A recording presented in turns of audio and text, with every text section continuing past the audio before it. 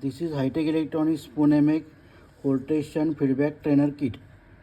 In this kit, we will find out the parameters, gain, input impedance, output impedance, and frequency response with feedback and without feedback. And by making the table, you can compare what is the difference between with feedback and without feedback. Here we will perform experiment only theoretically. For calculation purpose, we will take the readings practically. Now we will start. Before starting, I have switched on the kit. We have provided inbuilt power supply. So we will measure it. 12 volt power supply is there. Now we will start the experiment. So first we will find out gain. So we are applying input from function generator. We are applying sine wave as an input. Now I am connecting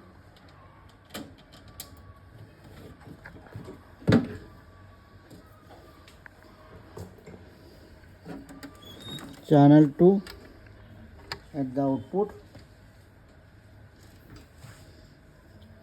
and channel 1 at the input. Since ground is connected for one channel, there is no necessary to connect ground at channel 2 also. See here input. We will measure the input. You can adjust input such that you will get maximum undistorted output. So we will see whether output gets clipped.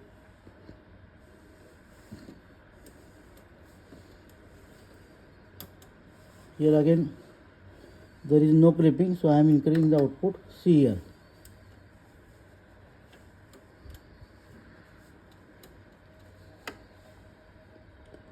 Output is clipped, so I am reducing the input till you get maximum undistorted output.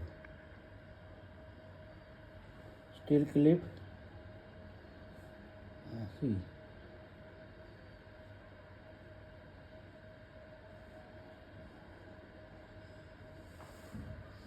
See, you are getting maximum undistorted output. You can frequency in any mid-range, say 1 kHz, 2 kHz, 5 kHz or 10 kHz for measurement purpose. Now I will measure input. Input is 2 division, multiplier is 2 volt.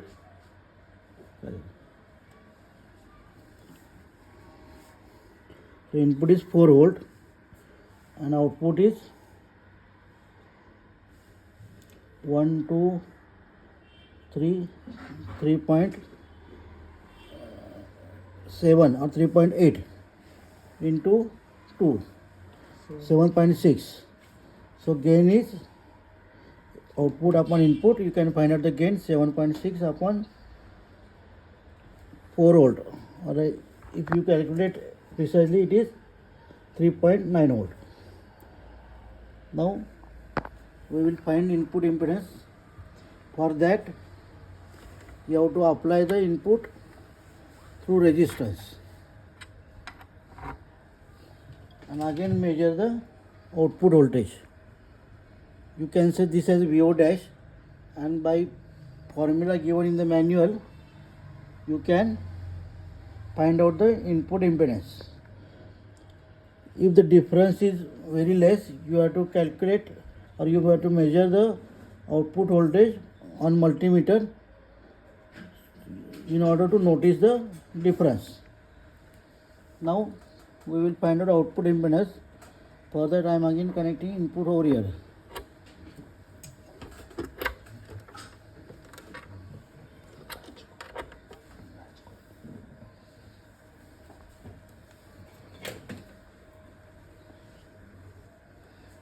And I am connecting load across the output. See, when I connect load across the output voltage gets reduced. You have to measure this as a VO dash, call this as a VO double dash, and you can note it and find out the output impedance by using formula given in the manual. Same way, you can find out the frequency response. For frequency response, I have to vary the frequency from say 500 hertz. Now I will check only output.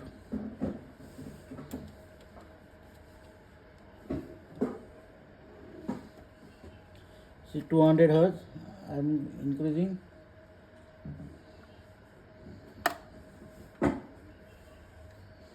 I will go to further 31, 180. See,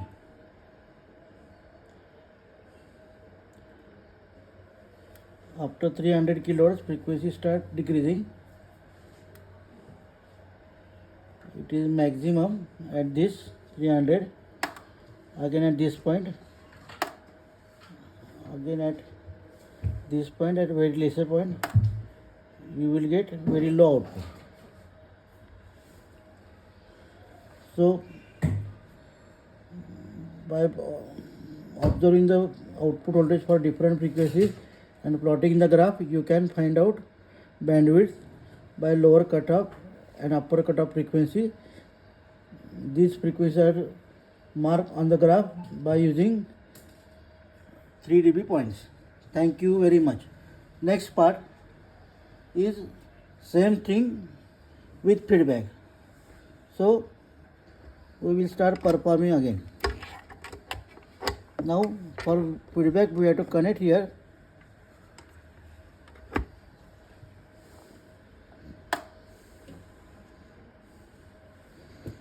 and measure input and output. Find out the gain, then again give the input through this RL and measure the output voltage and find out VO dash, call it as a VO dash, and using formula we can find out input impedance. Next part is you have to again give input over here. Now connect this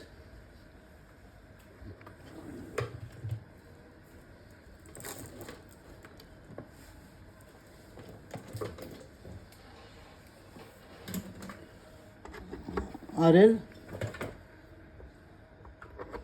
See, output reduces. This you can call it as a VO double dash, and by using formula you can find out output impedance. And lastly, last part is frequency response. You can apply the input sine wave over here, change the frequency say from 20 hertz up to say 1 megahertz, and you can plot the frequency response. Thank you very much.